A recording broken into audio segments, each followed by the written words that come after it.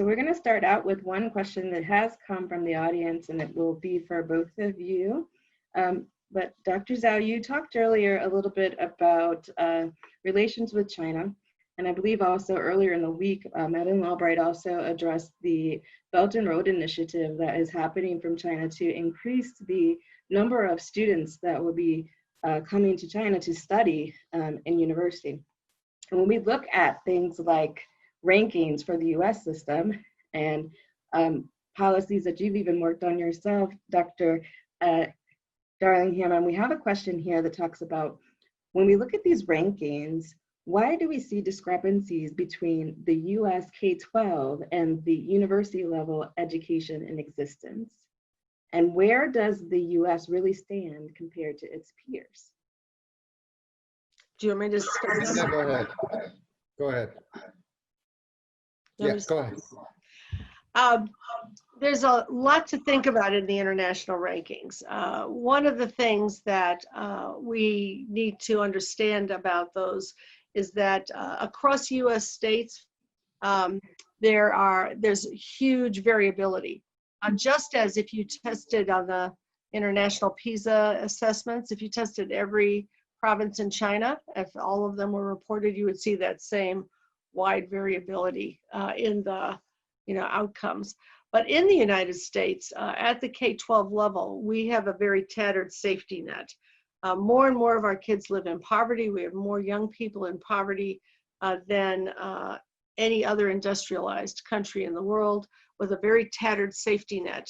And if you look at the sort of performance in the international rankings, the schools that have the systems where more children live in poverty do considerably worse than those that have more affluent students. We have a system in which we have a very unequal distribution of wealth in the society, on top of which we unequally fund the schools, so that the rich get richer and the poor typically get poorer, on top of which we then have an unequal distribution of teachers and so on. But if you look in the schools where fewer than 10% of students live in poverty, which is more comparable to other countries in the world, we rate #1 in the world in reading. And if you even look at schools with 25% of students in poverty, we rank #3 in the world in reading, which is at a poverty rate much higher than other industrialized countries sustain. So the question is, how are we resourcing and supporting the schools that have the greatest needs, more than whether our system as a whole is somehow failing all of its students? We invest a lot in higher education. We invest more in higher education than most other countries. We invest least in early childhood education, another very important place for closing the achievement gap. And we invest unequally in K-12 education, and those things are reflected in the way that the ratings and rankings get displayed. I might just also add a little bit of this, because I know the education system in East Asia quite well. I grew up out of one. I was in the Chinese education system. It's I think what Dr. Darling-Hammond said is absolutely right about the U.S., but also in East Asian countries, they always top the international league tables. They're always in the top. So also other reasons, in a sense, for their high performance, because the tests are quite limited, quite narrow in many ways. They are, about reading, about math, about science.